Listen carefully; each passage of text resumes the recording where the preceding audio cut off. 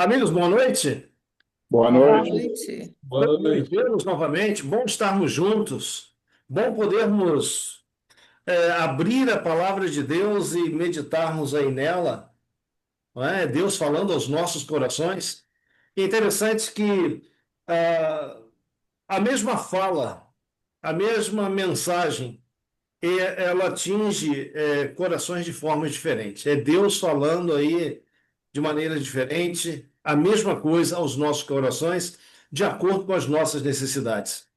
Então, a palavra de Deus, ela é maravilhosa, ela é fantástica. Então, que Deus fale ao teu coração nessa noite e que a gente, ao sair daqui, a gente possa ter a certeza de que nessa hora e meia que nós passamos aqui, tivemos um encontro com Deus Altíssimo. Amém? Amigo Marcos, por favor, nos eleve a Deus em oração nesta noite. Vamos orar então, irmãos.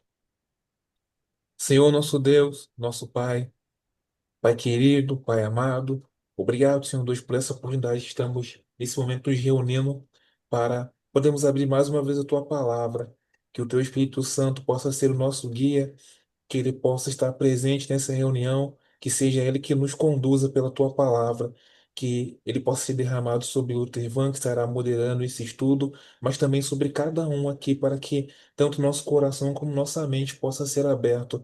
Nós também Amém. queremos pedir de uma forma especial pelo Ricardo e pela sua família, para que o Senhor possa estar abençoando e possa estar abrindo uma porta de emprego, pois o teu servo lhe necessita, pois o teu servo é fiel. E por isso Amém. nós pedimos, te suplicamos pela vida deles, em nome de Jesus. Amém. Amém, Senhor. Amém.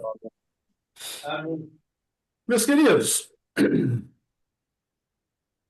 será que tudo que nós ouvimos hoje com o nome de Deus, levando o título de adoração, será que realmente é adoração genuína a Deus? Não. Infelizmente, não. Veja, a gente, a gente vê nos diversos grupos religiosos, organizações religiosas, tipos de culto, tipos de adoração, e eles dizem que ali Deus está sendo honrado, Deus está sendo adorado, louvado, mas como você é um conhecedor das Escrituras, quando você, examinando as Escrituras, você analisa a forma que Deus exige dos seus adoradores para que estejam na sua presença, você vê que não bate, né? Hoje eu sinto assim um exagero, né? Parece que tá muito, que até isso também tá assim muito, né? Letícia, eu tenho observado uma coisa. Hoje, nos cultos, pouco tem se falado de Jesus, pouco tem sido aberta a palavra de Deus. Então, os sermões são humanistas, é o eu, eu, eu, eu. Os louvores também, eles, eles trazem no seu conteúdo o ser humano, não Deus. Então, são louvores cujo centro é o ser humano. E eu estava esses dias aqui em casa, eu gosto muito de, quando eu estou sozinho, eu estava ouvindo, não sei cantar, mas eu gosto de estar ouvindo hinos, e hinos antigos. Então, nós temos aí o cantor cristão, que os nossos irmãos batistas usam, temos aí a harpa cristã, que a Igreja Assembleia de Deus usa. E quando você pega esses cenários, esses livros de cantos, e você escolhe um hino, você vê que é Jesus que está sendo exaltado. Nós, na igreja, nós temos, a cada tempo muda aí o inário, não é?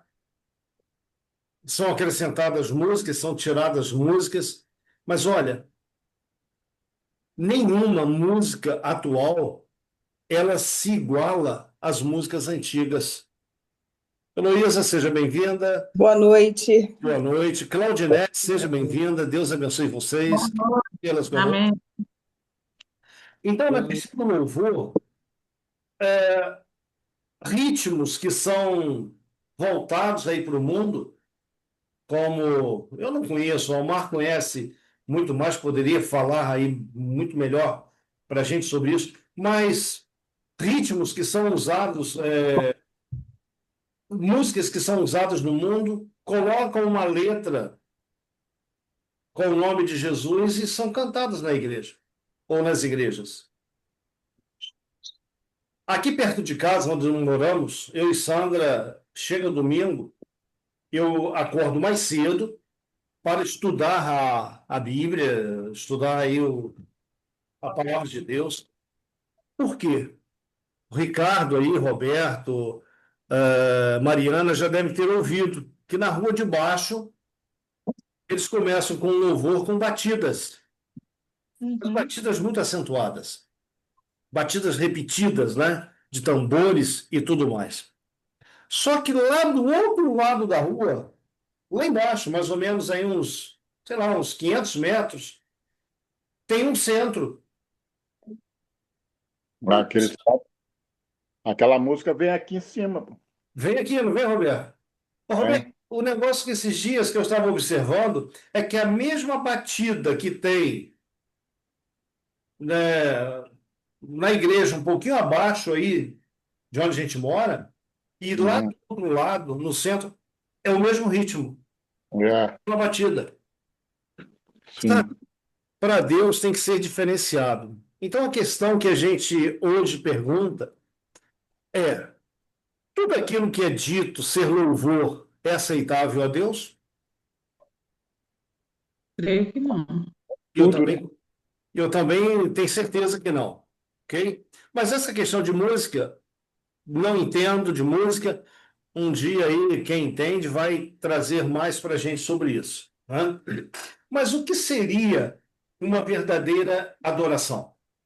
Como que a gente poderia definir uma adoração legítima, uma adoração genuína, uma adoração verdadeira? Eu acho que o primeiro é entender que né, a adoração não é para nós, né, é para Deus, né? Às vezes as Uhum. pessoas querem fazer né, o louvor, o culto, a mensagem ali pensando nas pessoas, né? Mas o foco principal é sempre Deus, né? O alvo tem que ser Deus. Hã? Omar, o que você tem para dizer aí para a gente, Luísa? Sabe, Lutevan, essa palavra louvor quer dizer elogio, Sim, sim. o sinônimo, não é? Então, quando você se propõe a fazer um louvor ou a entoar um louvor, esse louvor tem que ser unicamente para Deus. Porque alguém está sendo elogiado.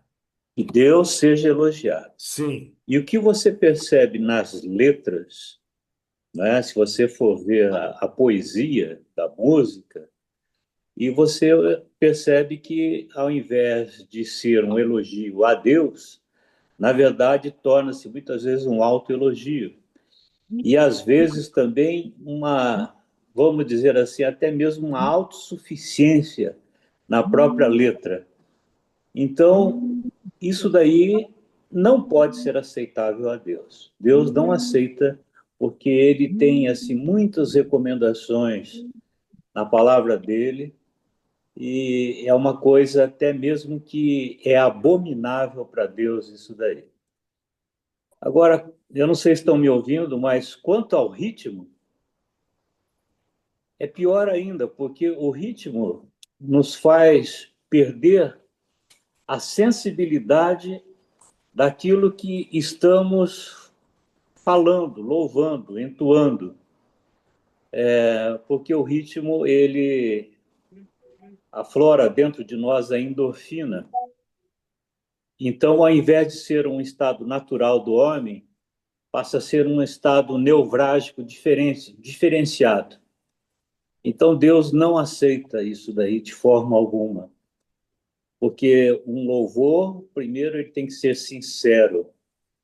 E E ele não pode ser num estado que não seja algo racional dentro do homem. O homem não pode fazer isso para Deus num estado de emoção, mas sim num estado de razão. Sim, sim. Então, por essa razão que Deus não aceita esse tipo de louvor. Mas você pediu para eu falar, desculpe. Então, Até porque isso tudo, o propósito é que a gente chegue mais perto de Deus. E se esse louvor não me faz chegar mais perto de Deus, não tem propósito. Esse louvor que a pessoa fica cantando eu. Então, as pessoas elas são ludibriadas não tem quanto a isso, teologia na música. porque elas pensam que estão se aproximando de Deus por um estado emocional próprio. Mas na realidade não é isso. Ô, Lutevão, Oi. eu queria que você colocasse um no grupo para eu perceber isso daí. Um louvor. A gente colocar os dois, É, eu né? queria perceber isso. Então a gente. Omar, você nos ajuda nisso? Agora tá difícil. Tem que planejar, né? Preparar. Não, agora não. O Depois. que você quer? Que cante um hino, é isso? Não, não. Não.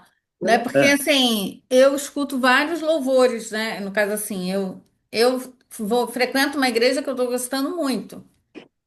Mas no caso assim, os louvores antigos, porque assim, não, aqui eu acho que eu vou tomar tempo. Melhor eu falar depois do privado, porque eu vou tomar tempo. Tá. É,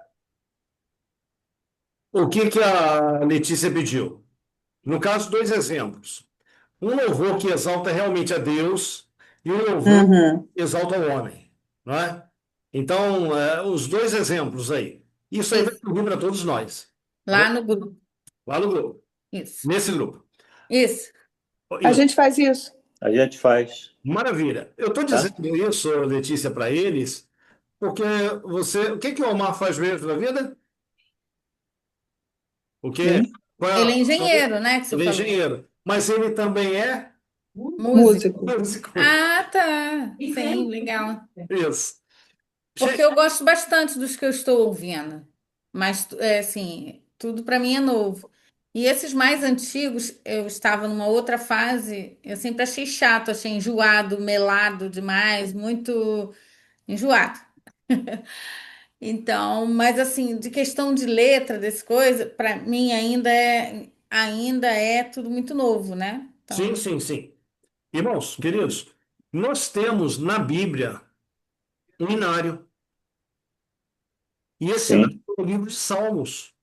E quando você toma o livro de Salmos e você lê ali os Salmos, você vê que a pessoa central de cada salmo é Deus, não é? O louvor ali ele está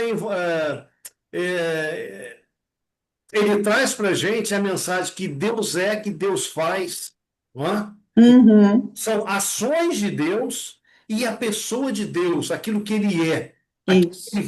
aquilo que ele opera, não somente nesse mundo, mas no universo e em nossas vidas em sentido de transformação.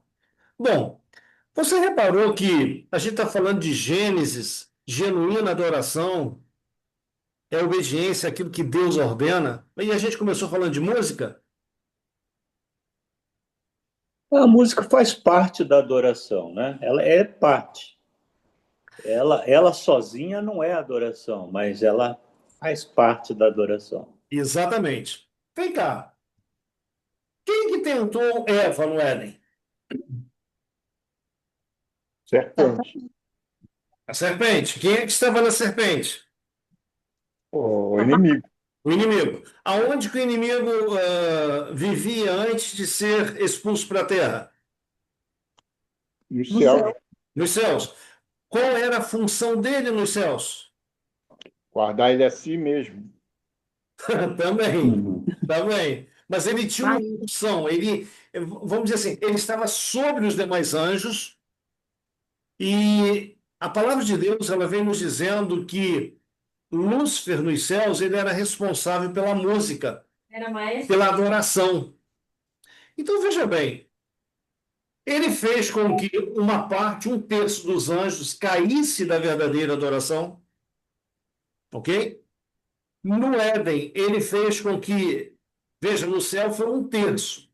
No Éden, ele fez com que 100% da criação de Deus saísse da verdadeira adoração, porque Deus criou homem e mulher e os dois caíram, então foi 100%. Ok? Agora, vamos lá. Vamos abrir aqui algumas lâminas para a gente ver algumas curiosidades.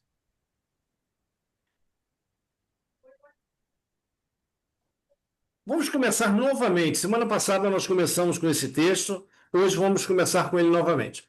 Porém, Deus está falando, porém, inimizade entre ti, Satanás, e a mulher, no caso, a igreja verdadeira, entre a tua descendência, a descendência de Satanás, e o seu descendente, aquele que viria da mulher, no caso, Cristo. Este, o descendente da mulher, Cristo, te ferirá a cabeça, mas tu lhe ferirás o quê? O calcanhar. Nós explicamos isso aqui semana passada. João 1,11 diz que Jesus veio para o que era seu e os seus não receberam. Ok? Mas aqui nesse texto nós temos uma promessa. Este te ferirá a cabeça. Satanás já teve a cabeça ferida? Sim ou não? Sim. Sim, Sim. Mas sim. peraí. Penso que sim. Mas quando nós matamos uma cobra, nós matamos como? Na cabeça, uma paulada no meio da cabeça dela. Ah, então Satanás já foi destruído. Ele levou a paulada, mas ainda não foi totalmente exterminado, mas ele já levou a paulada na cabeça, Quando? na cruz. Quando Jesus diz na cruz, está consumado, o que Jesus está dizendo para todo o universo? Que aquilo que um dia Satanás usurpou, tirou, através do engano, através da mentira, Cristo reconquistou na cruz com a sua morte. Então devemos entender que nós pertencemos àquele que aceita Jesus, o sacrifício dele em seu favor, pertence a Cristo duas vezes. A primeira vez por Na criação. criação e a segunda por Redenção. redenção. Então, olha só. Por criação, toda criatura que vive nesse mundo, perdidos ou não, pertencem a Cristo. Quando a palavra de Deus diz que nem um fio de cabelo cai da nossa cabeça sem que Deus o saiba, isso é geral, é para todo ser vivo nesse planeta. Agora, entenda, todo ser vivo pertence a Deus por criação, mas o segundo pertencimento tem que ser escolha de cada um. Veja, você não escolheu nascer. Deus te trouxe a esse mundo. Deus, lá no relacionamento de papai e mamãe, aquele espermatozoide que correu mais rápido até o óvulo, foi uma indicação divina. Deus escolheu você para vir nesse mundo. E quando Deus escolhe a pessoa para vir nesse mundo, ela escolhe a pessoa para ser um adorador. Ela não escolheu a pessoa para. Vem por vir. Não. Deus escolhe para ser um adorador. Mas Deus me dá a liberdade de ser ou não um adorador dele. Foi o que ele fez no céu com os anjos, foi o que ele fez lá no Éden com Adão e Eva. Ok? Então, pertencemos a Deus primeiro, por criação. Quando aceitamos o sacrifício de Jesus, pertencemos a Ele também por redenção. Ok? E quando nós falamos em redenção, nós falamos salvação. Ter um corpo glorificado, ter a mente de Cristo, viver como Cristo quer, espelhar Cristo. Hã? Bem, olha só. Olha que coisa irônica que nós encontramos no livro de Gênesis, ali no capítulo 3. A serpente, ela disse para Eva que se ela comesse do fruto lá da árvore do conhecimento do bem e do mal, que eles, Adão e Eva, seriam como Deus. Isso era verdade ou era mentira? Mentira. Em parte verdade, em parte E mentira. aí? É. Seriam conhecedores. Seriam conhecedores, sim. É verdade, né? Então, olha só, era verdade. Porém, essa verdade tem uma parte obscura nela. Não lhes disse que seriam expulsos do paraíso. Não, tem outra parte também. Eles não seriam como Deus. Eles não seriam como Deus. Eles conheceriam o bem e o mal, mas não seriam como Deus. Exatamente. Eles conheceriam o bem e o mal, e detalhe, não conheceriam o bem e o mal como Deus conhece.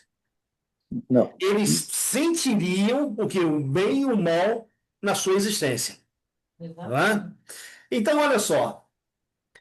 O capítulo 3, versículo 22, diz assim, ó. Então disse o Senhor, veja, Adão e Eva pecaram, a serpente havia dito, Satanás havia dito para eles que eles seriam como Deus, conhecedores do bem e do mal, ok?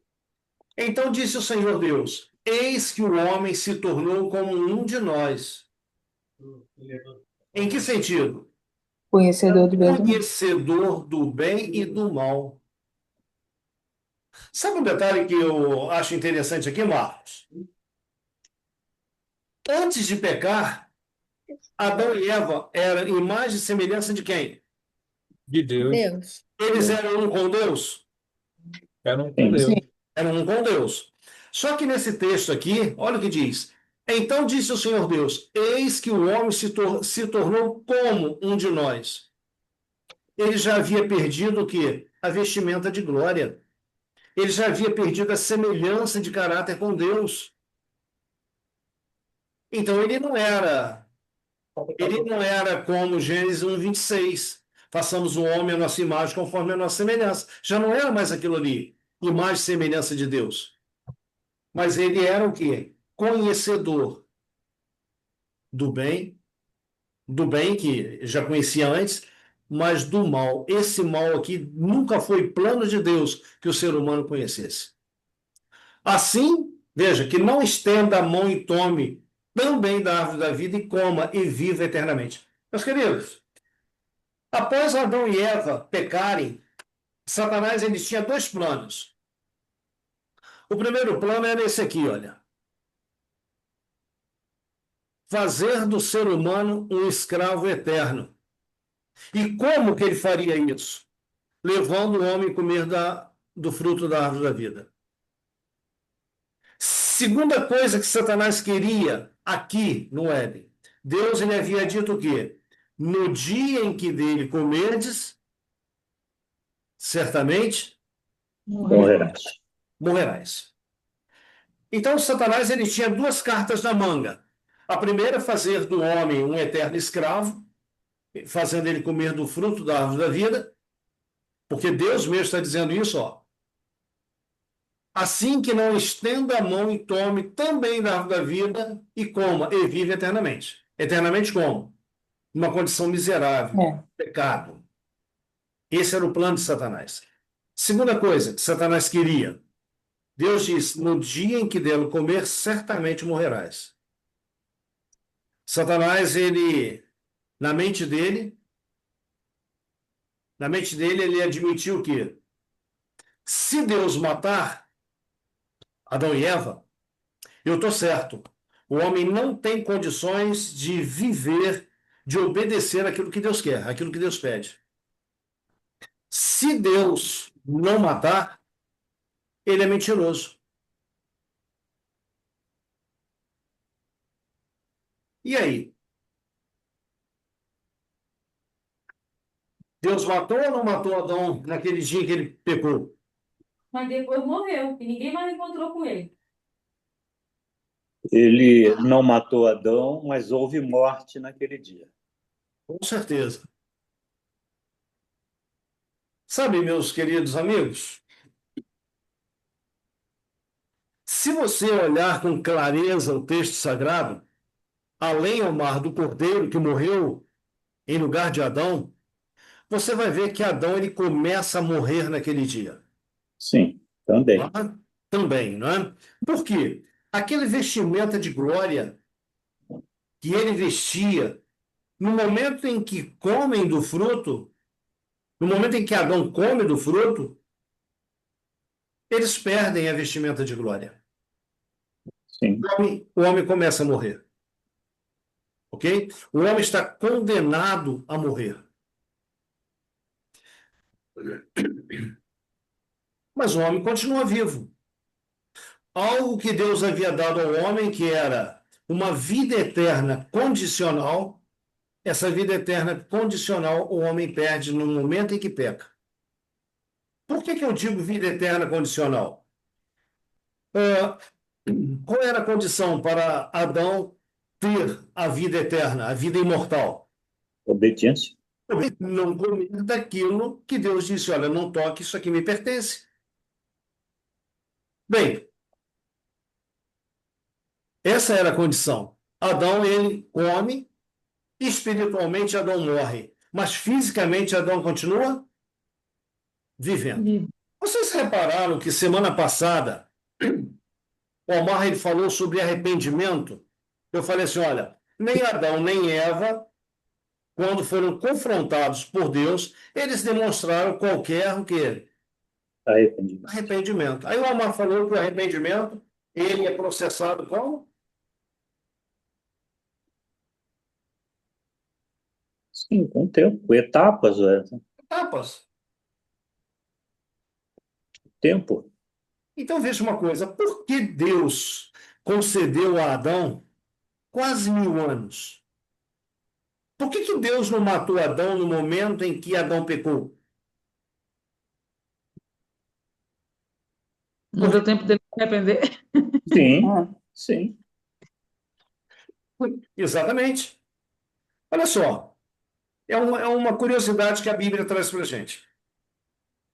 Deus disse: no dia em que comer, certamente morrerás. Como que Deus considera um dia? Com 1000 anos. anos. E 1000 anos? Bom dia. Um dia. Pedro fala sobre isso para a gente. Não é? Um dia para o Senhor com 1000 anos como um dia. Então, peraí, 1000 anos. Quanto tempo Adão viveu? 1000. Quase. Adão Quase viveu, 900. Adão viveu menos de um dia. 99. 930 anos. Não é? Então, veja, esse tempo que Deus deu a Adão foi um tempo de graça, um tempo de misericórdia, para que aquela questão chamada arrependimento se processasse na mente de Adão. Meus queridos, possivelmente, Adão foi o homem mais infeliz que viveu nesse mundo. Com certeza. Por que eu digo isso? Imagina a descendência agora que surge na Terra, de repente um crime, ali no povoado de Adão.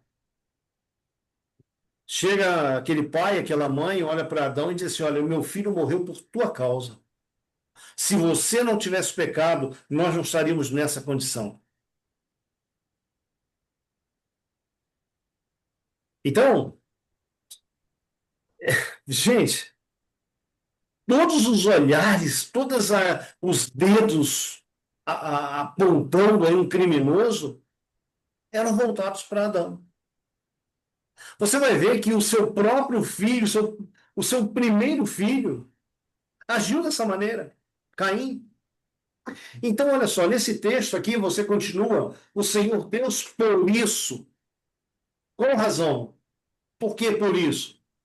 Porque o homem se tornou conhecedor Do bem. bem e do mal. Então, por isso, o lançou fora do jardim do Éden, a fim de lavrar a terra de que fora tomado. Veja, o lavrar a terra lá no Éden, o cuidar, o plantar, isso aqui era um prazer.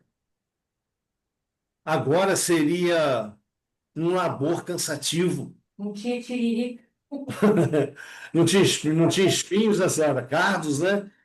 Então, olha só, e expulso o homem do Éden, colocou o Senhor o quê? Querubins ao oriente do jardim, e o refugir de uma espada que se revolvia para guardar o caminho da árvore da vida. Letícia, Sim, tudo que nós fizemos segunda-feira, nós falamos sobre juízo, sim. e nós apresentamos a Arca da Aliança. O que que tinha sobre a Arca da Aliança? Dois querubins, né? Dois anjos. E o que que tinha no meio dos querubins? É a glória do Senhor, né? Que ficava no meio deles. Isso, isso. Agora, olha que vira isso aqui. Expulso o homem, colocou o Senhor querubins. Aonde? Ao lado do Oriente. A Arca da Aliança, ela lá no santuário, ela também ficava nessa direção, na direção do Oriente. Por quê? Na direção do Oriente, Omar, um dia, há poucos dias atrás, ele falou sobre Armagedon. E lembra, Omar, que você falou sobre aqui os reis do Oriente? Sim. E quem são eles?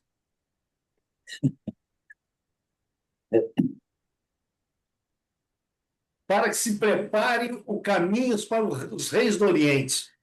Os reis do Oriente aqui, Cristo e os anjos, né? Então, do Oriente sempre vem o quê? A salvação. Querubins ficaram ali na porta do Éden. Uma espada gloriosa ficava circulando entre os dois querubins, mas de fora eles podiam olhar lá dentro a árvore da vida. Eles não podiam passar e ir à árvore da vida. Então, entre eles e a árvore da vida estavam dois querubins e uma espada flamejante. Uma espada refulgindo em brilho, em glória. É curioso, né? Na arca, dois querubins, a glória de Deus no meio. Na porta do Éden, dois querubins e uma espada flamejante no meio. O que que eu vejo nisso aqui? Lá na arca, dentro do lugar santíssimo, era o lugar onde o homem era glorificado. Glorificado em que sentido? No sentido de não ter mais condenação para ele. E ali na porta do Éden, Deus, ele dá essa demonstração de que o homem pode ser glorificado novamente. Pela contemplação. Vamos transformados. Somos transformados. Exatamente. Então, olha que bacana. Isso aqui, o homem perder o acesso à árvore da vida, ele perdeu para sempre? Não. Não? Então, olha esse texto. Opa, foi expulso, a espada lá, não é? Os querubins. Olha esse texto. Olha a promessa que nós temos no livro de Apocalipse. Claudinete, leia para a gente, por favor. Apocalipse 2:7. Quem tem ouvido, ouça o que o Espírito diz às igrejas. Ao vencedor, dar-lhe-ei que se alimente da árvore da vida e que se encontre no paraíso de Deus. Se você vai para Apocalipse capítulo 22, versículo 1 e 2, lá vem dizendo novamente da árvore da vida, que estará no meio da cidade santa. Mas aqui está dizendo que um grupo de pessoas que vive nesse mundo comerá desse fruto novamente. Quem é esse grupo? Vencedor. Vencedor. Está aqui em cima. Ao vencedor. Então, queridos, a promessa de Deus, feita lá no Éden, que Adão um dia voltaria para o seu antigo domínio, está aqui, ó. Veja, no início de Gênesis, nós temos essa promessa. E no último livro da Bíblia, nós temos a confirmação dessa promessa. Mas um detalhe: para eu e você comermos novamente, juntamente com todos os redimidos, do fruto da árvore da vida, o mesmo que Adão comia lá no Éden, lá no jardim, eu tenho que ser vencedor. Isso aqui, olha, é o que faz toda a diferença. Isso aqui faz toda a diferença. Não basta. Ah, eu aceitei Jesus, levantei a mão, estou pulando, estou isso e aquilo. Não, não é isso. Ser vencedor não é isso, é muito mais do que isso. Ok? Adoração. Nós poderíamos resumir a adoração no reconhecimento da soberana vontade de Deus. O apóstolo Paulo, escrevendo aos Romanos, no capítulo 12, versículo 1 e 2, o apóstolo Paulo fala um pouquinho sobre isso aqui. Vamos abrir nossas Bíblias? Esse texto eu não tenho ele aqui, nos slides. Romanos, Qual? Gênesis? Romanos, capítulo 12. Roberto, Novo Testamento, Ah, Mateus, Marcos, Lucas, João, Atos, Romanos. 12, verso 1 e 2. Isso. Quem achar e desejar ler, por favor, nos ajude. Mas é É. Romanos. Romanos, capítulo 12, versículo 1 e 2. Achamos todos? Deixa eu me ver. Mariana, achou? Quase. Não, ainda não. Espera aí, vamos lá, a gente te ajuda. Você está em que livro? Em 2. Atos. Atos, é depois de Atos. Um livro depois de Atos. Ah, aqui. É Romanos? Romanos 12, versículo 1 e 2. O que lemos? Rogo vós, pois, irmãos, pelas misericórdias de Deus, que apresenteis o vosso corpo por sacrifício vivo, santo, agradável a Deus, e o vosso culto racional. E não vós conformeis com este século, mas transformai-vos pela renovação da vossa mente, para que experimentais qual seja boa, agradável e perfeita vontade de Deus. Então, olha só. No finalzinho do texto, ele vem dizendo sobre a vontade de Deus. Como que a gente experimenta a boa, agradável e perfeita vontade de Deus? Se você pega o texto de trás para frente, Paulo ele diz, olha, transformai-vos pela renovação da vossa mente. Mas como que acontece essa renovação? O texto, um pouco antes, diz, não vos conformeis com este século. Conformar-se com este século, conformar-se com as coisas que tem no mundo, é o mesmo que dar ouvidos para quem? Para o inimigo. Então, Paulo aqui ele está fazendo um convite para cada um de nós. Você quer ser um vencedor? Experimente Jesus. Quer ser um vencedor? Experimente a palavra de Deus. Sabe por quê? Jesus, ele foi a perfeita vontade de Deus encarnada. Entende isso? Jesus foi a perfeita vontade de Deus encarnada. Ele é, porque ele leva a natureza física. Mas enquanto esteve na terra, ele deixou muito claro que quem vê a mim, vê o Pai. Então, Ricardo, se nós temos um exemplo para seguir, esse exemplo é quem? Deus. Jesus. Jesus ele veio dos céus para quê? Para revelar Deus para nós. Revelar a vontade de Deus para nós. E como é que a gente conhece a vontade de Deus?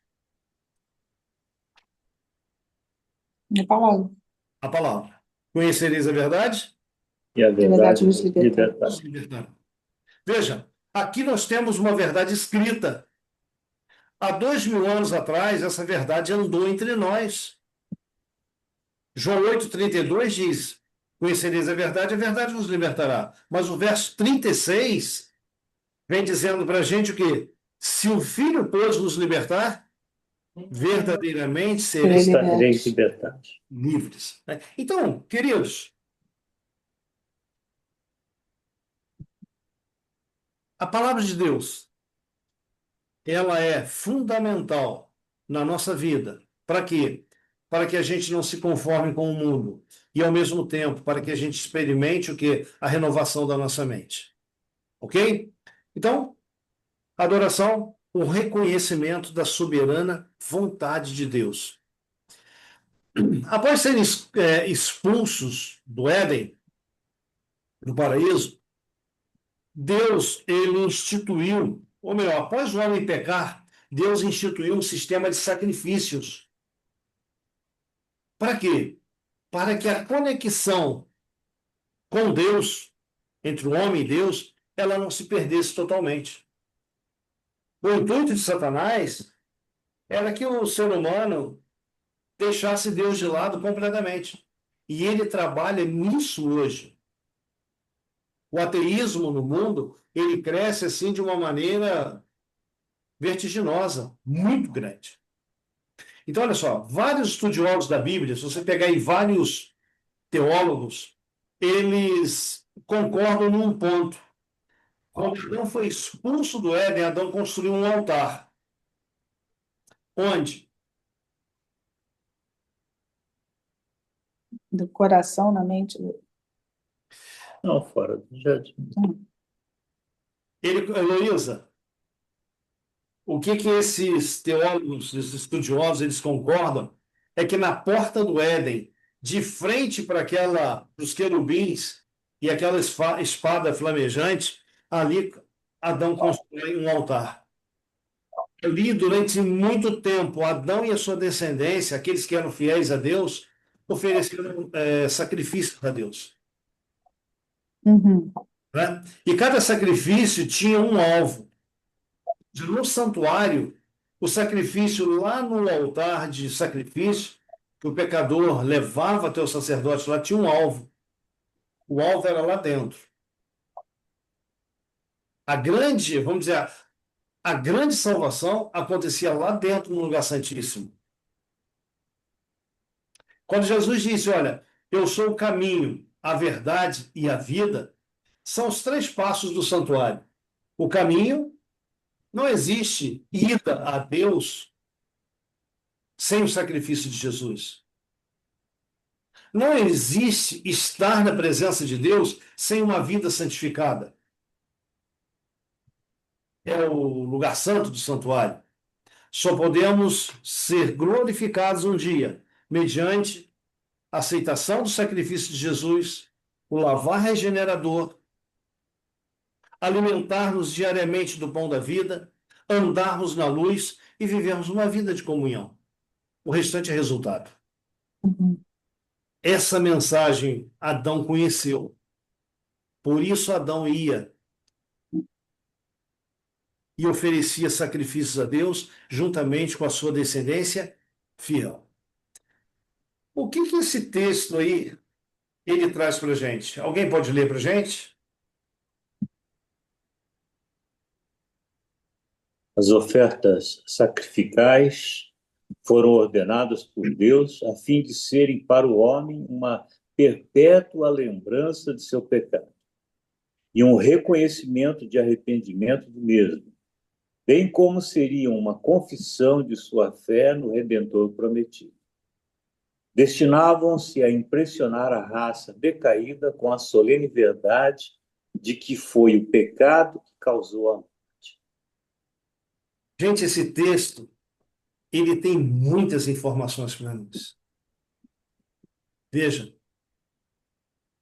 o sacrifício ele sempre trazia a memória do pecador, do ofertante, que aquele animalzinho que estava sendo oferecido ali sobre o altar substituía ele, o pecador. Ele deveria morrer, porque o salário do pecado era a morte. Isso ele entendia. Mas também trazia na sua mente o quê? O reconhecimento de arrependimento, ou seja, um profundo arrependimento de ter cometido o pecado. Cada vez que um animalzinho era oferecido sobre o altar, aquele que oferecia, ele olhava o pecado com repugnância. E ele lutava no seu interior para quê? Para não pecar mais. Foi o meio que Deus encontrou para quê? Impressionar a mente, a pessoa, de que o pecado causou a morte. A morte de quem? Do cordeirinho somente? Não. Mas Apocalipse Como assim? fugiu aqui o verso, o texto. Mas o Apocalipse diz, fala de um cordeiro que foi morto Desde a fundação do. desde a fundação do mundo. Ok? Um cordeiro que foi morto desde a fundação do mundo. Então, meus queridos, cada pecador que ia até o altar e oferecia um sacrifício, na mente dele vinha aquele cordeiro prometido, lá em Gênesis 3,15, que removeria de uma vez por todas o pecado do pecador, o pecado desse mundo. Não é? Aham. Então, isso aqui nós já comentamos. Bom, anos depois de serem expulsos do Éden, ou tempos depois de ser expulso do Éden, Adão e Eva tiveram dois filhos. Quem eram eles? Caim e Abel. Caim e Abel. Mas quando você olha para Caim e Abel, você vê dois estilos de Diferente. adoração ou dois tipos de adoradores. A gente vai conhecer no capítulo 4 agora um pouquinho sobre esses dois personagens. E olha, à medida que nós falarmos desses dois personagens, eu gostaria que você se identificasse com um deles. De preferência, Abel. aquele que representa Cristo. Tá bom? Vamos lá então. Veja bem, Caim. A palavra Caim, o nome Caim, quer dizer o quê? Aquisição, adquirido. E o capítulo 4 de Gênesis traz essa informação para a gente. Abra lá, Gênesis, capítulo 4, versículo 1. Heloísa, pode ler para nós, por favor? Posso. Coabitou o homem com Eva, sua mulher. Esta concebeu e deu à luz a Caim. Então disse: adquiri um varão com o auxílio do Senhor. Então, Caim quer dizer aquisição, adquirido. Qual era o trabalho, qual era a função de Caim? Agricultor. Agricultor. Bom, Abel, por sua vez, o nome Abel quer dizer vapor, suspiro, mas um vapor brevíssimo. Mas também Abel quer dizer vaidade ou insignificância.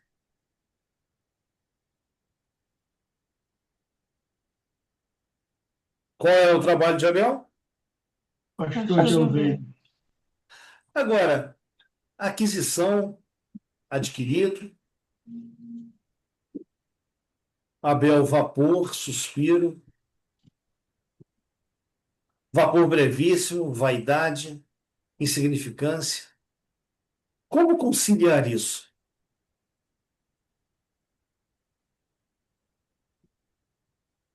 Quando Eva tomou nos braços Caim, primeiro filho, ela se lembrou de quê?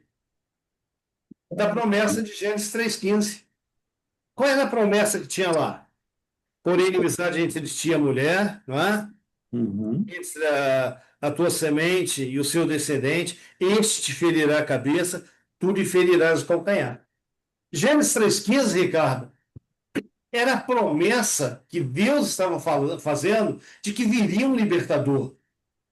Que aquela condição pecaminosa ou pecadora de Adão e Eva, ela não ia durar para sempre. Que da descendência da mulher, não propriamente Eva, mas a mulher ali, vamos dizer, na tipologia bíblica, já era voltada aí para o entendimento da igreja, do povo de Deus. Então, da descendência da mulher, do povo de Deus, daqueles que serviriam a Deus, viria uma pessoa Jesus.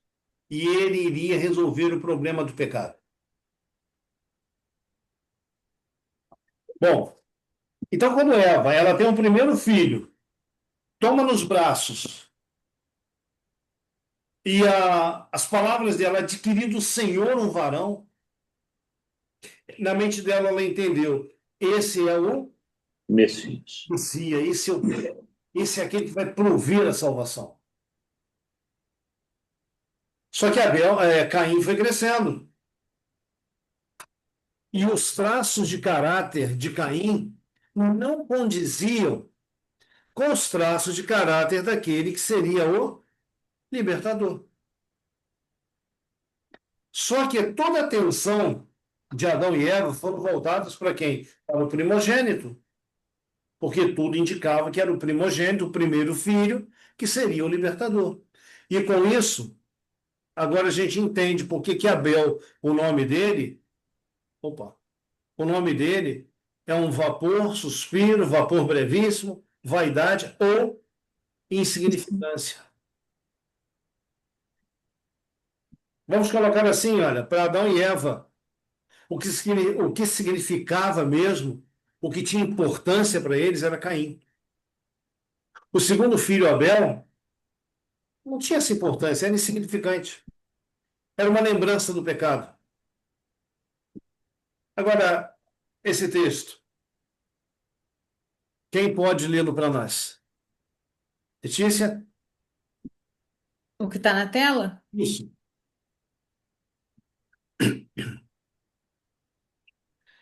Caim e Abel, filhos de Adão, diferiam grandemente em caráter.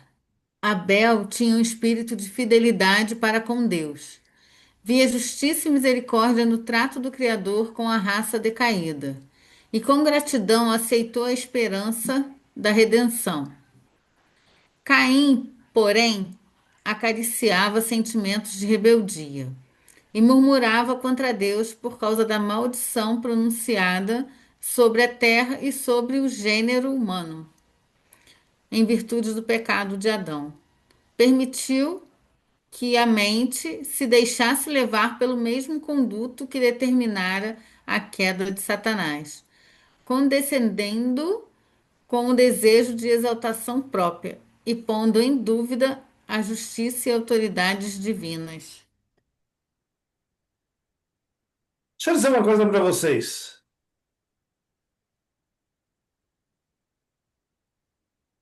Satanás no céu acusou Deus de quê?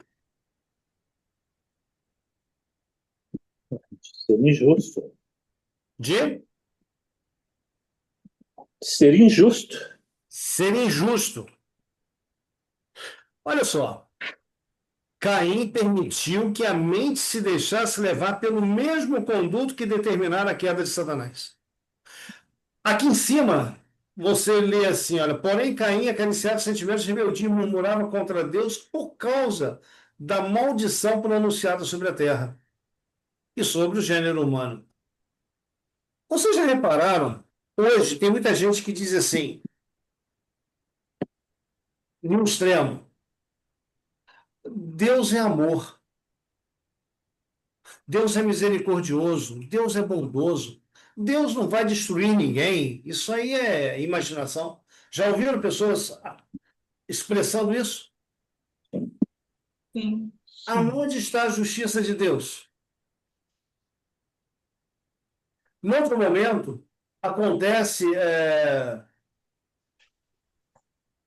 uma tragédia, onde, de repente, uma família inteira morre, igual eu vi ontem, eu estava vendo, uma família inteira morreu, foi um acidente, mas as pessoas chegam e dizem assim, aonde estava Deus quando isso aconteceu? Em qualquer situação, Deus ele é tratado de uma maneira injusta. E Caim, quando ele cresce e ele vê a condição da humanidade, ele culpa Deus. Deus foi injusto. Adão, meu pai Adão, não merecia ser tratado como foi tratado. Então, a visão de Caim é que se o mundo estava na condição que estava, o culpado era Deus. Agora, peraí. Quando Adão pecou e Deus perguntou, Adão, o que aconteceu? O que Adão fez? Ah, foi a mulher, Ah, foi a mulher. E a mulher? Foi a serpente. foi a serpente. Bom, afinal de contas, Omar e Heloísa, quem é o culpado na fala de Deus? Deus, que criou a serpente, criou a mulher. Você vê que o pensamento de Caim, na realidade, é o mesmo pensamento de seus pais. Mas os nossos pensamentos também, quando alguma desgraça acontece na vida da gente, a gente sempre faz assim, por que Deus? Né? Então, de uma certa forma, parece que indiretamente a gente culpa Deus também. Então, Sandro, quer dizer que a gente tem um resquíciozinho lá de Caim? Ah, tem muito. Não, mas é verdade, não é? Aí, de alguma forma, nas nossas palavras, nos nossos pensamentos, a gente responsabiliza Deus pelas coisas ruins que acontecem. E não deveria ser assim. Deus não é o responsável pelas coisas ruins que acontecem. Bom, é só você ler o livro de Jó que você vai entender isso. Bem, passaram-se uns anos. Aconteceu que no fim de uns tempos, está em Gênesis 4, verso 3. Aconteceu que no fim de uns tempos, tempos aqui, literalmente anos. Então, Caim e Abel já tinham idade aí e foram oferecer uma oferta ao Senhor. E o que acontece? Caim, qual era o trabalho de Caim mesmo? Agricultor, E o de Abel? pastor. Pastor. Nesse texto que nós lemos aqui, nós lemos o seguinte, ó. Abel tinha um espírito de fidelidade para com Deus. Via justiça e misericórdia no trato do Criador com a raça decaída. E com gratidão aceitou a esperança da redenção. Totalmente oposto de Caim. Então, quando eles vão levar uma oferta ao Senhor, Caim o que faz? Ele vai lá no seu pomar, pega lá os melhores frutos, as melhores hortaliças, de repente, enfim, aquilo que a terra produzia, e ele trouxe e ofereceu sobre o altar. Abel também fez o seu altar. E o que Abel faz? Abel ele vai e ele toma das primícias do seu rebanho e da gordura deste. Essa palavra primícias aqui, ela tem um significado todo especial. Alguém se arrisca em uma palavra dizer o que são primícias? O melhor. Opa, é isso aí, Roberto. É isso aí. É. E o que que Caim fez? Ele foi lá no seu rebanho e ele pegou o quê? O melhor para oferecer a Deus. Abel. Abel. Ele pegou o melhor para oferecer a Deus. Mas espera aí. Caim, quando pegou lá do fruto da terra, será que ele pegou o pior para oferecer a Deus ou pegou o melhor? Melhor. Eu também acredito, Claudinete, que ele tenha pego o melhor. Primeiro que a terra ainda estava muito próxima ali da criação feita por Deus. Então, tudo que a terra produzia era o melhor. Então, acredito que também Caim pegou o melhor fruto. Abel pegou o melhor animal para oferecer sobre o altar. Pois Ok. é. Pois é, mas eu sempre fico nesse embate disso daí. Já me explicou, mas ó, igual ali, eu não tinha nem prestado atenção dessa questão que um era agricultor e o outro era pastor de ovelha. Eu devo ter dormido na outra e eu não sabia, Aham, né? Então, o que acontece? O agricultor levou o melhor dele e aham, o rebanho, lá o do rebanho, levou o melhor dele. E uhum. aí sempre finaliza dizendo que o Caim lá não levou o que Deus pediu. Mas Deus falou, claro, olha, eu só quero eu só quero cordeiro. Falou, é claro, para ele entender, porque isso aí, hoje, né, tá me despertando, porque da outra vez, talvez eu não tenha percebido essa questão que um é agricultor e outro é pastor de ovelhas, né? Tá? Mas só finalizou dizendo, mas ele não deu o que Deus pediu. Esse é o ponto. Vamos lá. Gênesis 3:21. Deus não somente, Letícia, Deus não somente falou, mas ele fez, ele demonstrou. O que nós temos aí? Então, fez o Senhor Deus vestimenta de peles para Adão e sua mulher e os vestiu. Ok. E o que o texto traz para nós? Não, mas, né, tá falando de roupa. Uhum. Ok. De- Letícia, e qual é a árvore aí que produz peles?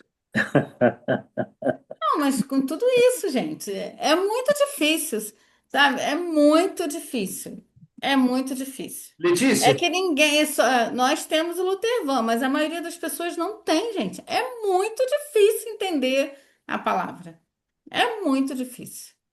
Letícia, olha só. É, Mas sério, a gente tem você que esclarece, né? E você explica quantas vezes for necessário. Então, assim, mas a maioria das pessoas não tem, gente. É muito difícil. É muito difícil. Verdade. É verdade que seja muito difícil. Aí é que está o detalhe.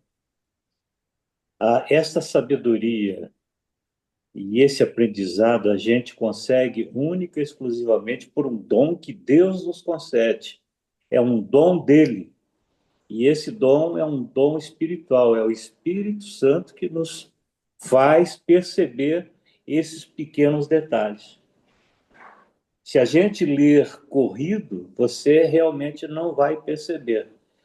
Mas esse discernimento, essas pequenas diferenças, é o Espírito de Deus que nos dá esse discernimento.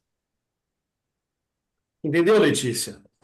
Sim, Até porque Caim e Abel teriam a mesma criação e os mesmos ensinamentos, né? Só que um decidiu, né, optar pelo lado da verdade, o outro, no caso, da inveja, da raiva, sei lá, da ira, alguma coisa assim.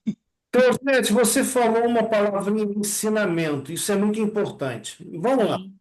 Quem foi que ensinou Adão? Deus. Deus. Gênesis 3:21 tem a resposta para isso. Aí para gente. Deus ensinou Adão como? Adão, olha, o teu pecado é gravíssimo. O teu pecado ele vai ser responsável pela morte do meu filho daqui a pouco tempo. Então, olha só, para que você compreenda isso, está aqui um cordeiro. De repente, um animalzinho de estimação de Adão. Ok? Sim. Adão, sim, senhor. E aí? Adão, você vai tirar a vida desse animal. Você já imaginou quão doloroso deve ter sido para Adão lançar mão daquele animalzinho e matá-lo? Ver o sangue escorrer, ver ele ali morto, sem vida. Então, essa aula de Deus ela foi prática, ela não foi teórica. Depois do animal morto, o Senhor toma aquele animal, arranca dele a pele, ok? Esfola aquele animal, e Adão vendo tudo aquilo ali.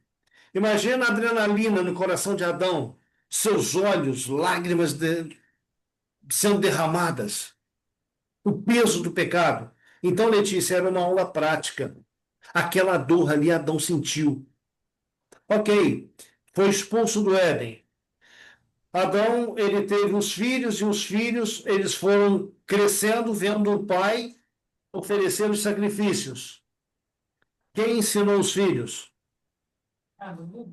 Não? Quem era Adão? Pai. Quem era Deus?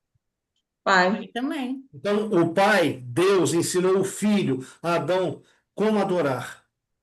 Agora, o pai Adão deveria ensinar aos seus filhos como deveria ser a verdadeira adoração. Então, Claudinete, ela disse aí a palavra-chave. Os dois, Abel e Caim, tiveram o quê? o mesmo ensinamento. Não houve diferença.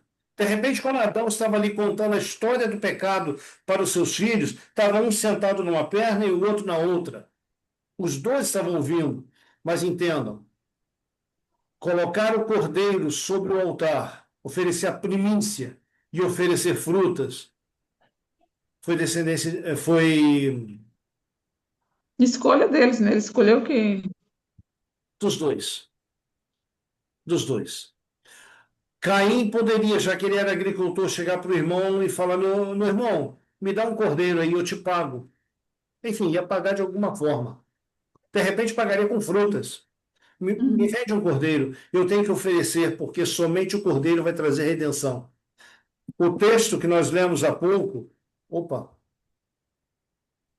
o texto que nós lemos há pouco, o finalzinho aqui dele, diz assim, ó, Abel tinha um espírito de fidelidade para com Deus, via justiça e misericórdia no trato do Criador com a raça decaída, e com gratidão aceitou a esperança da redenção. Bom, o que Abel entendeu? Abel entendeu o seguinte, olha, deixa eu ver aqui, não. Abel entendeu o quê? Que sem derramamento de sangue não há perdão para o pecado. Sim. Sabia a mesma coisa. Aí sabia, Letícia, a mesma coisa. Letícia, vamos lá. Você está aqui há quanto tempo com a gente? 3 anos. 3 anos. Isso. Nesses 3 anos, Letícia, quantas outras pessoas nós já convidamos para estar aqui? E muitas. Eu não sei se vocês lembram, mas no estudo da segunda-feira, nós tivemos 71 pessoas que visualizaram lá o estudo que nós lemos, nosso primeiro estudo. 71 pessoas. Eu acho que a última vez que eu vi eram 75 pessoas. Mas o número vai diminuindo, diminuindo. Mas nós permanecemos aqui, nós estamos aqui. Por que nós estamos aqui? Sabe aquele dom que o falou há pouco? Espírito Santo. O Espírito Santo, nós estamos permitindo que o Espírito Santo trabalhe em nossos corações, em nossas mentes. Está renovando as nossas mentes. E a gente está podendo fazer o quê? Uma comparação entre aquilo que Deus está nos oferecendo e aquilo que o mundo oferece. Abel fez essa comparação. O que o inimigo podia oferecer e o que Deus estava oferecendo. Vamos dizer que Abel foi tipo Maria Madalena, escolheu a melhor parte. Ok? Bom, então, a Letícia saiu aí? Parece que saiu. Deve ter caído a live. Então, irmãos, diante disso, veja, diante dessas duas ofertas, qual foi a reação divina?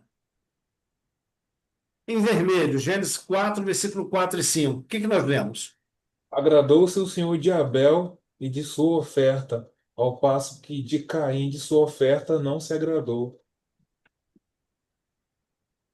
Deus se agrada da oferta de Abel, mas ele rejeita a oferta de Caim. E aí? Então, o que ele pediu? Outro, Evan, interessante que você citando ali mais anteriormente a isso, né? Você falou uma coisa interessante, né? Diz que Abel ele via a justiça e a misericórdia de Deus, né? Nos atos de Deus, em Deus em fazer justiça. E aí, de repente, é apresentado ali um plano para que o ser humano ele fosse salvo. E Abel entendia que se Deus ele punisse o pecado, ele seria justo. E ele se agarrou a essa oportunidade, né? Que era a graça ali através do símbolo do cordeiro, né? Ele demonstrou a fé, né? Ô Marcos, você também citou uma palavra importante, graça. A gente ouve muitas pessoas dizerem assim: depois que Jesus veio, a graça passou a existir no mundo. Não é isso que a Bíblia ensina para nós. Roberto, lá em Gênesis 3, 21, isso que a Letícia leu, de Deus fazendo vestimentas para Adão, da pele ali de um animal, isso aí é graça. Uhum. Isso é graça. Veja, lá na cruz, o que que Jesus fez? Ele morre em nosso lugar, assim como o Cordeiro morre em lugar de Adão. Quando Cristo Sim. morre na cruz e você aceita o sacrifício dele, você é vestido com a justiça de Cristo. Aquela vestimenta que Adão e Eva foram vestidos eram símbolos o quê? Da vestimenta da justiça de Cristo sobre nós. Um outro detalhe que a gente pode ver aqui em Gênesis é o seguinte: como que Deus respondia quando era oferecido um sacrifício a ele? Com aquele fogo, né? Que consumia. Se lembra de Elias lá no Monte Carmelo? Uhum. Também dois tipos de adoradores estavam ali. Os profetas de Baal, pulando, gritando, dançando, esquartejando, de repente falando em língua estranha.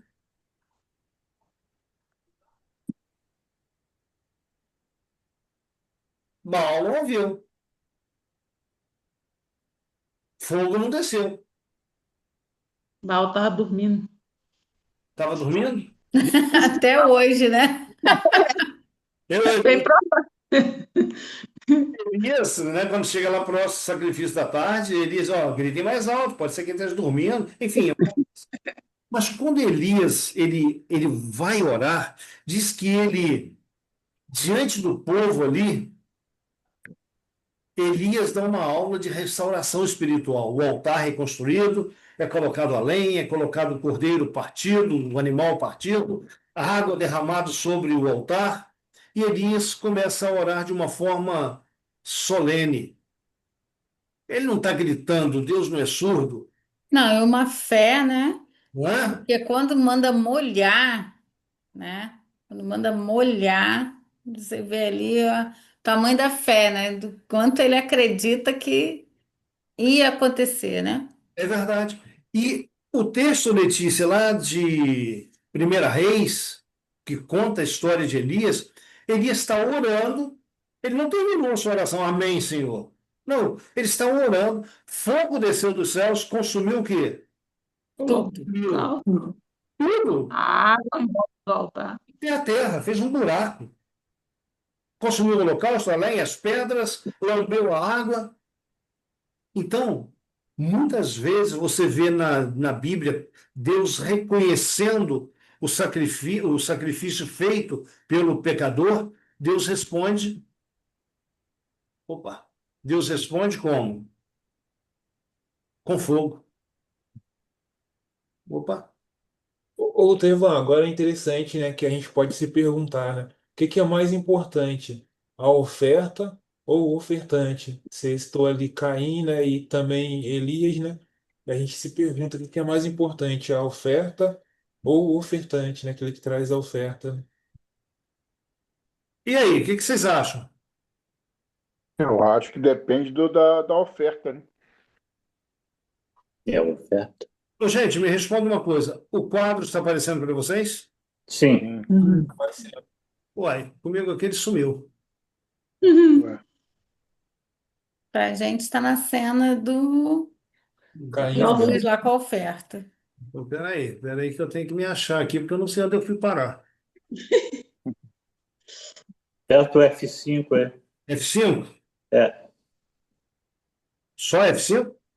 só o F5 e muda o slide, só faz a translação. Olha, não foi não, Mar.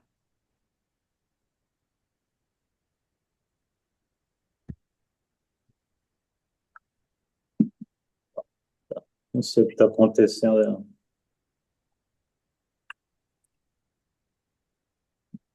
Não.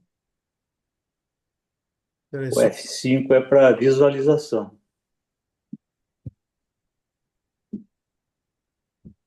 ok.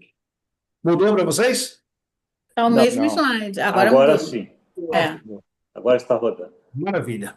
Então, veja, Deus se agrada. Gente, quando você oferece a Deus aquilo que Deus pede, Deus se agrada. Aquele louvor que exalta realmente o nome de Deus, Deus se agrada. É melodia aos seus ouvidos, né? Mas o Marcos perguntou: o que é mais importante, a oferta ou o ofertante? E aí? Excelente pergunta. E aí, gente, o que vocês acham? A oferta? Vamos lá. A oferta, cada um pode, qualquer um pode dar. Eu acho que sim. Qualquer um pode oferecer.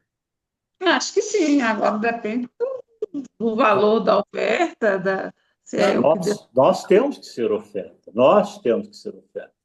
Sacrifício vivo. Então, olha só. As frutas eram ofertas? Eram ofertas. Tá. A ovelha aqui era oferta? Era oferta. Mas de que vale essa oferta se o adorador não for puro? De que vale a oferta se o adorador não ser oferta junto com a oferta? Exatamente. O adorador tem que ser oferta também. Viva. Oferta também. Então, quando o adorador, ou Letícia, queridos, ele traz a sua oferta, ele tem que reconhecer que ele também é oferta para Deus. Porque no lugar da oferta, quem deveria estar? Ele. Ele. Então, gratidão, ele oferece o cordeiro e se oferece a Deus, se consagra a Deus. Se isso não acontecer, não existe adoração verdadeira.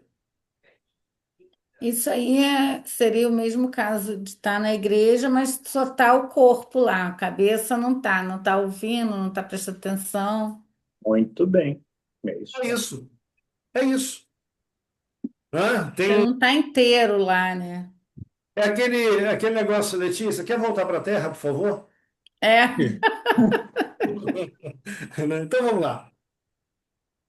Ação de Abel. Nós já falamos. Abel trouxe o quê? Das primícias. Primícia é indicativo do melhor. É reconhecimento da ordem divina. É o entendimento de que sem derramamento de sangue não há perdão, não há remissão dos pecados. Não há perdão para quê? Para o pecado ou para o pecador? É o pecador. Para o pecador. Lembre-se que nós falamos lá no outro estudo: o pecado não tem? perdão. Pecado não tem perdão. Quem tem perdão é o pecador. Ok? Qual foi a reação de Caim? Veja, Deus responde com fogo à oferta de Abel, mas a de Caim não acontece nada. Irou-se. Irou-se sobremaneira, ou seja, intensamente. Descaiu-lhe o semblante, ou seja, ficou casmurro, cara fechada. Não é? Então Caim foi tomado por intenso ressentimento contra seu irmão e contra Deus. Deus, novamente contra Deus. Não houve no coração de Caim tristeza pelo pecado. Houve apenas o quê? A entrega de uma oferta, não a entrega de um coração arrependido e contrito. Aí você usou uma palavra aí, né? Você fez uma colocação de estar na igreja somente em corpo. Sim. Sabe o que é aquela pessoa que está na igreja, lá diante do altar de Deus, onde a palavra de Deus está sendo expressa, mas a mente dela está viajando? Isso aí é um formalismo, Adoração, sim. é uma adoração sem vida, é uma adoração sem adorador, é uma adoração sem entrega. Ou seja, a pessoa entrou cega, entrou vazia e saiu vazia. Não teve uma experiência viva com a pessoa a quem o grupo ali, onde os servos estão adorando Deus. Bem, Letícia, você se antecipou lá atrás, numa fala. Sim, antecipei? Por que Deus aceitou uma oferta e rejeitou a outra? Porque é o que o Marcos sempre responde, né? Respondeu da outra vez, que ele deu o que Deus não pediu, ué. Exatamente. Os frutos oferecidos por Caim eram os melhores, uma vez que a terra estava próxima da criação. O texto sagrado também indica que Caim, tanto Caim quanto Abel, trouxeram voluntariamente uma oferta ao Senhor. Ok? Não diz ali que era uma oferta pelo pecado. Eles trouxeram uma oferta ao Senhor. Bom, então o que havia de errado na oferta de Caim? É isso aí que você disse há pouco. O Marcos volta e me repete aqui com a gente. Pois é. Mas ele com certeza pode até não ter levado de coração, mas ele separou o melhor, né? Mas, mas, Então, exatamente. vamos contextualizar isso agora. É. Quando nós vamos à presença de Deus lá no templo, com o conhecimento que você está tendo hoje, do que é verdade, do que é mentira, você vai diante do altar do Senhor. Você pode estar pode estar sendo muito sincera, muito sincero. Mas se você não estiver oferecendo aquilo que Deus pede na sua palavra, a sua oferta é rejeitada e você, como adorador, também é rejeitado. Olha, gente, como que isso é sério. Deus não rejeita somente a oferta, Deus rejeita também o adorador. Porque o adorador não caiu a ficha de que aquilo que ele faz tem que ser dedicado, tem que ser voltado para Deus. Então, vou dizer algo pesado para você. Para você, para vocês, para nós. A maior parte das pessoas que estão na igreja vão se perder. Uau! Tervan, você está julgando? Não, a Bíblia diz. A Bíblia diz. Caim não ofereceu o que Deus havia pedido. Ponto. Então Deus rejeitou. Hoje, se nós também não oferecemos a Deus aquilo que Ele está pedindo, a nossa adoração é falha, Ele também não vai aceitar. Sandra virou para mim essa semana e falou assim: Luterval, você bate sempre numa tecla. E olha, isso aí de repente pode estar ficando cansativo. Mas eu vou repetir essa tecla, Sandra. Quando você tem conhecimento que Deus separou um sábado para a sua adoração, e você voluntariamente, você escolhe ir lá adorar a Deus num dia que Deus não separou para a sua adoração, você acha que isso é oferta de quem? De Abel ou de Caim? Caim. Veja, eu estou falando você, mas você que vai assistir essa live depois, pensa nisso. Aquilo que você está oferecendo a Deus é aquilo que Deus realmente pediu? Por Mas, exemplo, mas a igreja está fazendo no domingo. O que que tu vai fazer lá no sábado, lá na porta dela, só tu sozinho, lá na porta dela? É esse, sabe? Eu já entendo, eu tô só aqui porque como vão ouvir, né? Tô aqui colocando, né? sim, Como se fosse te respondendo, mas é só para quem vai ouvir aí. ok. Mas sabe por que que tantos e tantos estão indo lá no domingo é, adorar a Deus? Primeiro, não tem o conhecimento. E olha, Deus, a palavra dele em Atos 17 diz que ele não leva em consideração os tempos da ignorância. Mas quando eu tenho conhecimento, Deus me julga pelo conhecimento que eu adquiri. É, mas 99% das igrejas, 99 só tem uma. Não, tem outras? Olha, 99% das igrejas, elas têm esse livro aqui igualzinho o meu, igualzinho que você tem aí, com a mesma verdade. Só que é conveniente adorar a Deus do meu jeito e não do jeito de Deus. Então muitos estão lendo a Bíblia, não, isso aqui é lá para aquele grupo lá. Isso aqui é para mim. E assim vai, não é? Mas deu para entender? Sim? E Deus não ofereceu a oferta de Caim porque não foi o que ele pediu? E hoje é a mesma coisa. A palavra de Deus, ela é o nosso guia. Nós devemos seguir. Caim, qual é a experiência de Caim? Eu acho, eu faço, eu penso. Eu acho que eu devo adorar a Deus assim, então eu vou fazer assim. Não, Deus vai aceitar do meu jeito. Isso aí é justificação pelas obras. É o homem fazendo. A experiência de Abel. Abel é diferente. Deus mandou, eu faço. Isso é justificação pela fé. Então o homem ele é justificado, ele é perdoado, não é pelas obras que ele pratica, mas é pela fé na palavra de Deus, na ordem de Deus, na pessoa de Jesus. Nós temos que parar para pensar que o Deus é o criador do universo, ele é o soberano. Tudo que ele pede ou exige, ele tem o direito, porque ele é Deus, ele é o criador. Nós somos o quê? Nada diante de Deus. E muitas das vezes a gente quer passar por cima do que Deus quer. A gente não pode passar por cima do que Deus quer. Ele pediu e pronto. Quando eu trabalhava em contabilidade, há uns anos atrás, há muitos anos atrás, eu trabalhava no setor de departamento pessoal. Então eu admitia e demitia pessoas de várias empresas. E eu aprendi uma coisa ali. Quando uma pessoa ela ia até uma empresa, levava o seu currículo, o, o gerenciador lá dos recursos humanos, ou o patrão, o dono, chegava para a pessoa e ele ditava as regras. Olha, aqui funciona assim, assim, assim. Você pega tal hora, larga tal hora, você tem tantos minutos de almoço, tantos minutos de lanche, seu salário é tanto. Quem é que dita as regras para um funcionário que entra numa empresa?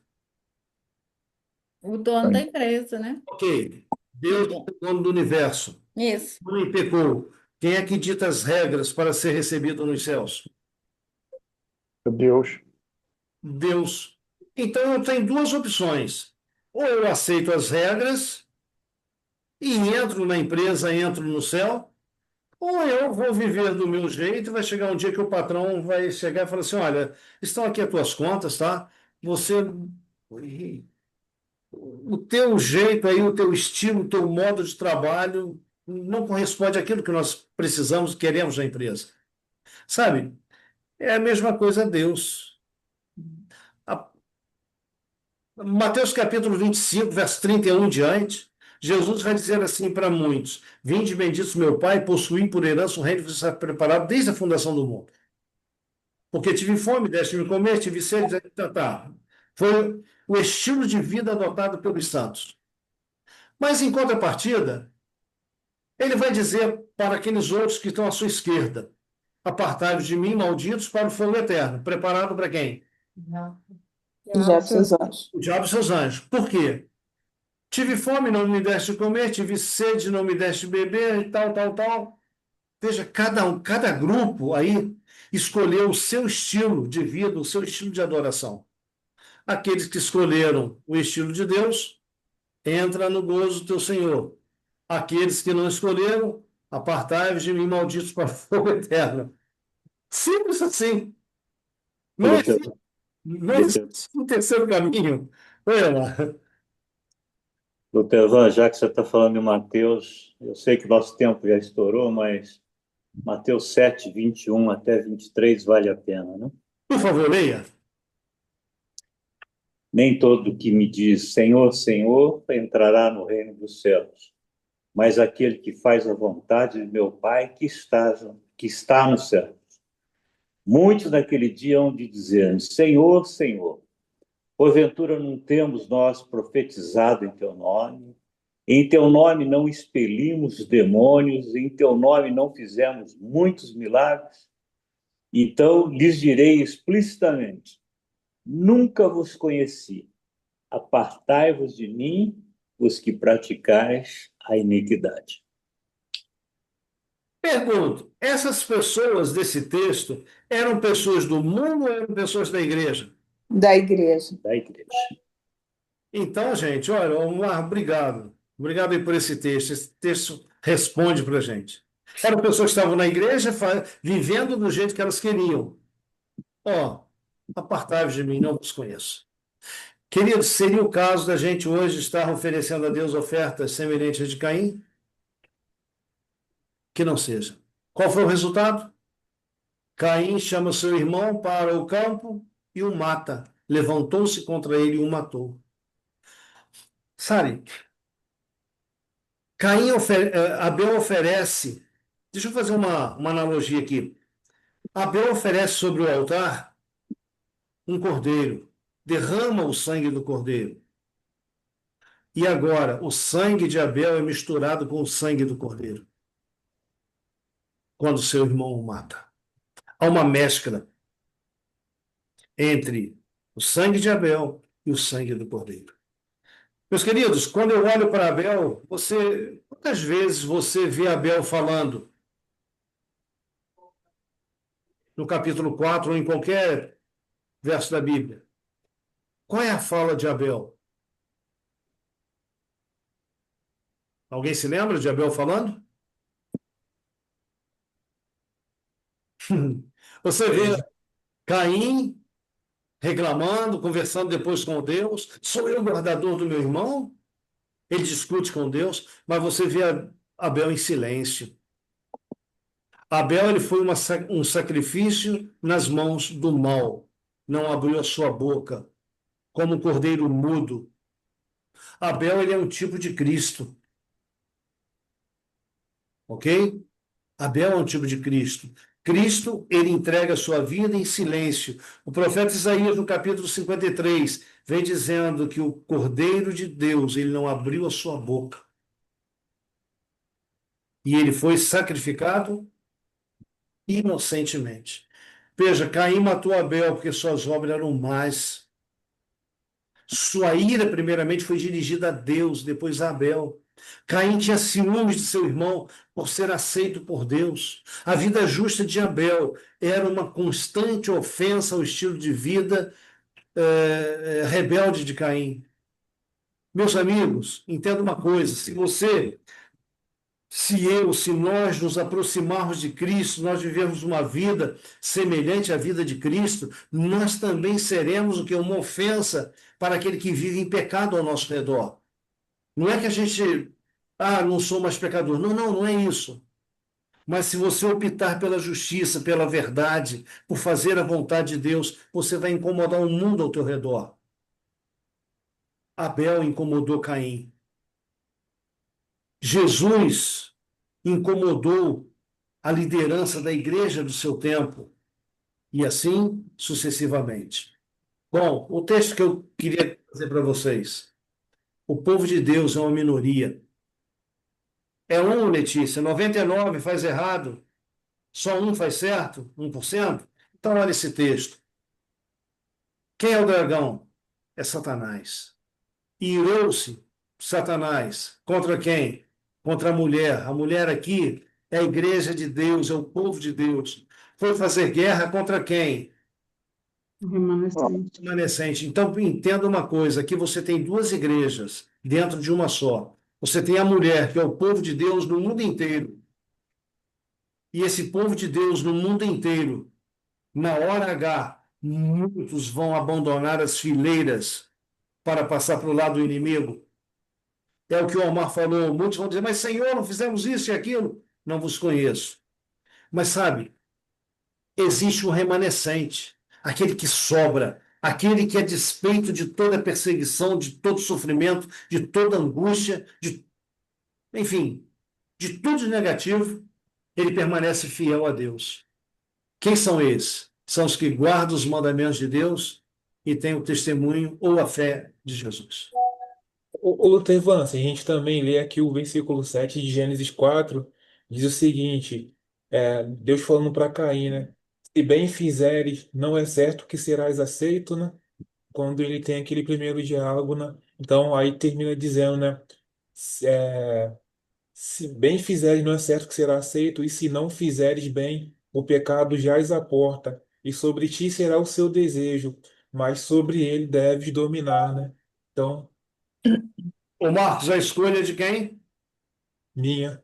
A escolha de fazer o que é certo e a escolha de dominar o pecado. Não é? Queridos, para encerrar, o grande conflito entre o bem e o mal gira em torno de um tema: adoração. Todos que obedecem a Deus como ele ordena são alvos dos Caíns em todos os tempos. E olha, não vai ser diferente nos últimos dias da história da humanidade. Então, o que acontece? Hoje, eu e você, a gente tem a oportunidade de fazer a escolha. Eu posso viver como Caim. Eu posso oferecer oferta, eu posso ir ao templo, eu posso ir diante do altar de Deus, mas no final, a minha oferta pode ser rejeitada. E vai ser rejeitada. Mas eu posso viver como Abel. E olha, viver como Abel não é fácil. Viver como Abel é sacrificar o cordeiro e ser sacrificado por sacrificar o cordeiro. Mas qual é a recompensa? Vida eterna. Então, genuína adoração caracteriza-se em fazer o que o Senhor nos ordena. Ordena. E por fim, na semana que vem, se Deus nos permitir, Deus sempre teve um consolo neste mundo. A gente vai falar um pouquinho sobre o pregador da justiça. Quem é ele? Mas enquanto essa semana que vem não chega, por favor, pense no estudo de hoje. Ofereça a Deus uma oferta verdadeira. Primeiro, ofereça você mesmo. Se ofereça sobre o altar de Deus. Diga para Deus, Senhor, eis-me aqui, transforma-me, coloca dentro de mim a tua vontade. Dá-me vontade de fazer a tua vontade. Renova a minha mente, renova os meus desejos, os meus gostos e etc. Para que, quando Jesus voltar, eu seja contado entre aqueles que são chamados na tua palavra de remanescentes. Então, que Deus nos abençoe poderosamente nessa noite. Amém? Amém. Vou convidar o Omar. Omar, você pode nos despedir, não da presença de Deus, mas dessa reunião, orando ao Senhor? Vamos lá.